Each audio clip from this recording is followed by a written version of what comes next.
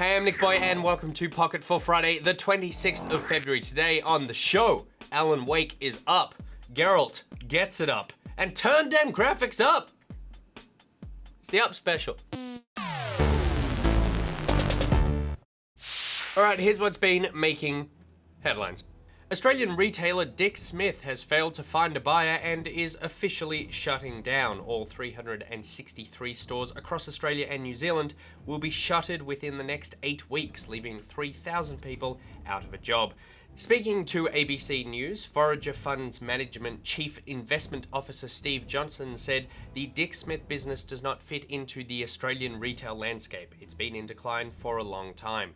The electronics store has long housed gaming consoles, games and PCs and accessories on its shelves, but let's face it, rarely at a good price. You brought this on yourself, Dick Smith. The company, not the man. Dick Smith, you're alright. The man, not the company. Now from rags to riches, there's a new billionaire in the gaming scene. Bloomberg has reported that Victor Keesley, founder and CEO of Cyprus-based studio Wargaming, has a net worth of $1 billion. Bloomberg reports that Wargaming itself is worth $1.5 billion, and as CEO, Keesley controls 64% of the company, plus his father's 25.5% stake. American band Powerman 5000 has called out Final Fantasy XIV for what they believe is a straight-up rip-off of their work. The allegedly offending tune kicks off during a boss battle against Sephiroth, and it sounds undeniably similar to Powerman 5000's 1999 track, When Worlds Collide. In a Facebook post, the band called the music unimaginative theft and stressed, "This is when worlds collide." Did they really think no one would notice? I'll let you have a listen to both clips and see what you think. What is it like when you pull back the curtain and realize every wrong is right? What is it really that's going on here? You got the system for total control. We noticed. Powerman 5000.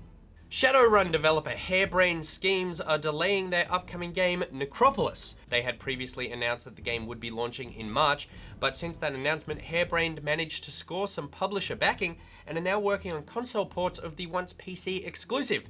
The game is expected to launch on all platforms this winter. Capcom announced overnight that they will be bringing Resident Evils 4, 5, and 6 to PS4 and Xbox One this year. It appears the games will be straight ports and that Resi 6 will come bundled with the post-launch content. 6 launches on the 29th of March, followed by 5 in winter and 4 in spring. More government-issued spoilers today, this time courtesy of the European Union Trademark Database, who were issued a double whammy. The database has listed 2 unannounced Pokemon games, Moon and Sun, along with some pretty official-looking logos. Nintendo are actually hosting a Pokemon-focused Direct conference tomorrow morning, so it's likely they'll give us a little more information on just how official Sun and Moon are. And the second government-issued spoiler is that Remedy Entertainment has registered a trademark for Alan Wake's return. The trademark request was submitted on the 23rd of February and is currently under examination. Whew. That's a lot of news. All right, it's now time for Thing of the Day. You were like, what's he gonna say? Is he gonna say pizza? No, it's Thing of the Day. Pizza comes later. Thing of the Day. Through a series of little exploits in The Witcher 3, Dirkinator discovered that it's possible to complete Geralt's romantic pursuit of Triss while playing as Ciri.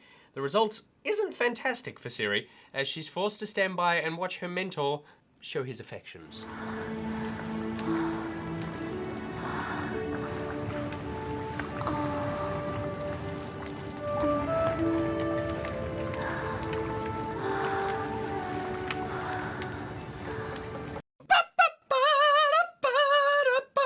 Thing of the Day. Now, obviously today I am flying solo, but I won't be joined by NichBoy like last week. I don't know where that guy is, but I hope he's doing well. Now it's talk through time where you suggest a topic and I talk through it. Today's topic comes in from Pink Girl. Hello, Pink Girl, who says, realistic graphics in games, yay or nay? Do you prefer the hyper-realistic graphics of something like the Far Cry series or something more cartoony and stylized like that of Firewatch or Borderlands? Good question. I would say I don't actually mind. I know that's a bit of a cop-out, but To me, it's not something I think too much about. If I had to pick one, I guess I would say stylized like Firewatch. I just think that ages better. I go back and I play games from 10 years ago that had, you know, quote unquote realistic graphics for the time, and you go, oh yeah, this doesn't hold up as much. But you still can go back and play Mario. You can play like any of these like old platformers where they had a stylized look, and they still look good. In fact, they look so good that we're trying to make games look like that again. The other thing with realistic graphics to me is that you can kind of only go so far. You can make them look stunning, obviously, but the whole time what you're going for is, how much can I make this look like what you see every day with your real eyes? And for me, it's more interesting to look at something that, you know, has a different style about it and that looks a little, be it cartoony or hyper stylized or minimalistic or whatever, just something that probably looks a bit different. So I guess what I'm actually talking about here is graphics wise, whatever serves the game is probably best for it. But more important than graphics is actually art direction to me, that I want a style of the game. So it's not enough to just look realistic or look good. It needs to have sort of its own voice and style. I think about some games that have come out that now we're living in an age where you can use these engines like Unreal and you can make games. It's kind of hard to make a game look bad. It's pretty easy to actually make them look good from the outset, but if you don't have a really distinctive style, then they're still lacking something. I think it's something I played a couple of weeks ago, Bombshell.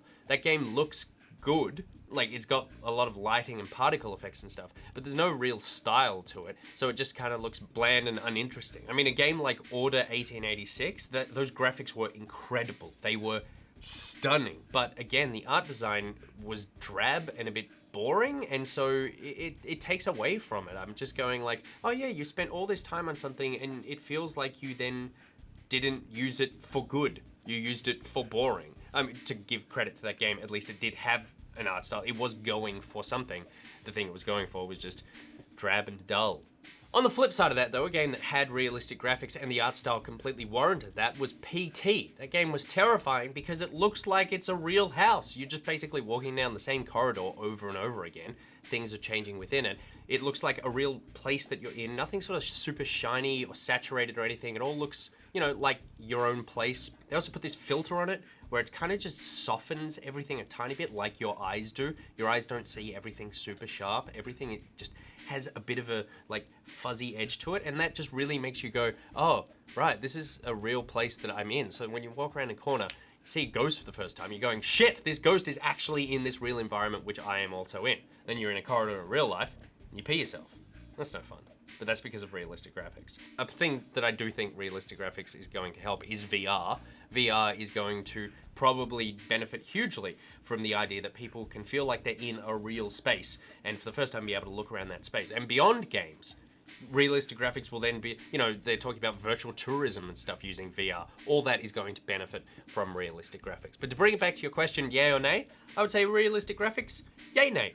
If it serves the game, go for it. And if you feel like you don't need to do it, you know, focus on some sort of other art style. Put your priority somewhere else other than trying to get perfect lighting, because if your game doesn't need it, then you're probably going to be sacrificing somewhere else. All right, thank you very much, Pink Girl, for your talk through. Let us know in the comments what you think about realistic graphics or super stylized stuff. Do you have a preference, or do you agree it's about what the game needs? And while you're there, let us know a talk through for Monday, and stay on the internet, because that's where good game lives. And you can check us out on Facebook, YouTube, and iView. Do you want to meet fellow Pocketeers? Then join the Pocketeers Facebook group and Steam group. You can follow Good Game on Twitter at Good Game TV, follow Pocket at NichBoy, at Pureth, at Gigi, at his monkey. There are links to everything I just said in the description below. Today's Thing of the Day graphic was made by Mikey. Thank you very much, Michael. If you've made a thing, please send it in. Until next week, NichBoy 2 out. NichBoy out.